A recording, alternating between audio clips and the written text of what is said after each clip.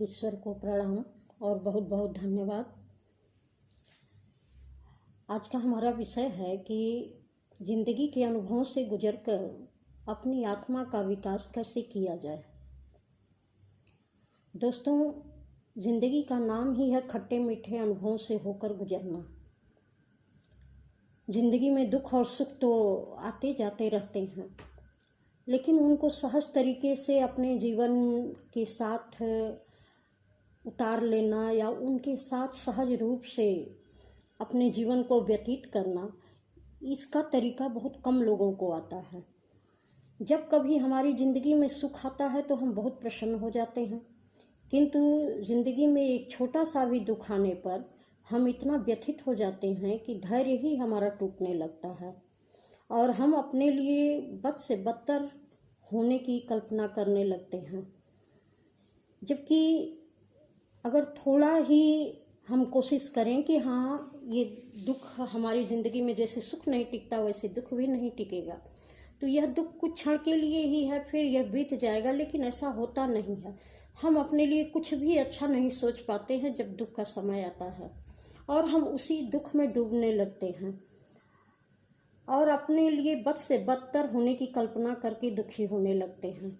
अगर हम समझदारी से और सहज ढंग से दुख और सुख को जैसा है वैसे ही देखते हुए ज़िंदगी जीते तो शायद यह जीवन हमारे लिए इतना मुश्किल नहीं होता। लेकिन ज़िंदगी के दुख और सुख की खूबसूरती को हम समझने का प्रयास नहीं करते हैं, इसलिए हमारा आंतरिक आनंद हमसे दूर और बहुत दूर होता चला जाता है और धीरे धीरे हम स्वयं अपनी ज़िंदगी को घोर दुख और निराशा के दलदल में धकेल देते हैं और फिर हम अपने इस दुख के लिए दूसरे को या ईश्वर को दोष देने लगते हैं। जब हमारे जीवन में सुख होता है तो हम सारा श्रेय खुद को लेने लगते हैं कि हमारी वजह से हमारे जीवन में सुख है, किंतु जब हमारे जीवन में दुख आता है तो हम अपने दुख को दूसरों के ऊपर थोपते हैं कि दूसरों की वजह से हमें दुख मिला या ईश्वर ने हमारे साथ गलत किया। फिर अपने मन के खेल को तो देखो कि जिस लोगों को हम अपने दुख का कारण मानते हैं या ईश्वर को जिस दुख का कारण मानते हैं, उन्हीं ईश्वर से या उन्हीं लोगों से हमारी चाहत होती है कि वे हमें इस दुख से बचाएं। अगर कभी हमें यह बात समझ में आ जाए कि परमात्मा हमारे ही अंदर है तो शायद हम अपने अंदर की आत्मा का विकास करके परमात्मा तक पहुंच सकते। लेकिन हमारी आदत तो दूसरों में दोष देखने की हो गई है, यहाँ तक कि परमात्मा में भी दोष देखने की हो गई है।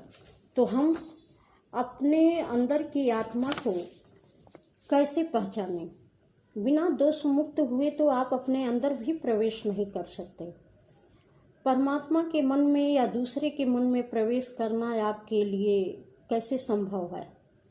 अगर कभी आपको फुर्सत मिले तो दूसरों से तो अपने आप को देखने की और समझने की कोशिश करो। जिस दिन आपको अपनी असलियत और अपनी कमियां समझ में आने लगेंगी और आपको यह समझ में आ जाएगा कि दूसरों की वजह से हमारे जीवन में दुख नहीं है, बल्कि दुख का कारण आप स्वयं हैं, तो शायद आप दूसरों का विश्लेषण करना बंद कर देंगे। और जब आपकी पहुंच आपकी अपनी आत्मा तक संभव हो जाएगी, उस दिन परमात्मा साक्षात आपके पास होगा।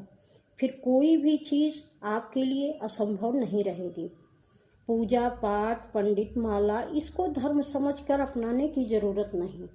जिस दिन मन, वाणी और कर्म में धर्म समाहित हो जाएगा, उस दिन शायद इन सारे उपादानों की आपको ज़रूरत नहीं पड़ेगी और न तो आपको कोई दुख दुखी करेगा, न कोई सुख बहुत सुखी करेगा।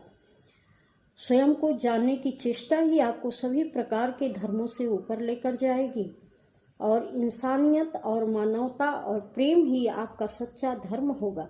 तब कहीं दुख विषाद की छाया भी आपके अंदर नहीं होगी और सिर्फ आनंद ही आनंद होगा और आपकी शक्ति इतनी बढ़ जाएगी कि आप अपनी ज़िंदगी के निर्माता स्वयं बन जाएंगे। तब आपको अपने सुख और दुख के कारण का भी पता चलेगा क्योंकि तब आपकी चेतना काफ़ी विकसित हो गई होगी और आप अपने को और अपनी आत्मा को समझने का प्रयास करने लग जाएंगे। और जब स्वयं आप अपनी आत्मा को और खुद को समझने का प्रयास करेंगे तो आपके जीवन में कभी कोई दुख आपको दुखी नहीं करेगा और कोई सुख आपको बहुत सुखी नहीं करेगा। यानी कि हर परिस्थितियों में आप समान भाव से जीने लगेंगे, क्योंकि अब आपकी चेतना काफ़ी विकसित हो चुकी है। इस तरीके से कोई भी दुख और सुख आपको प्रभावित नहीं करेगा।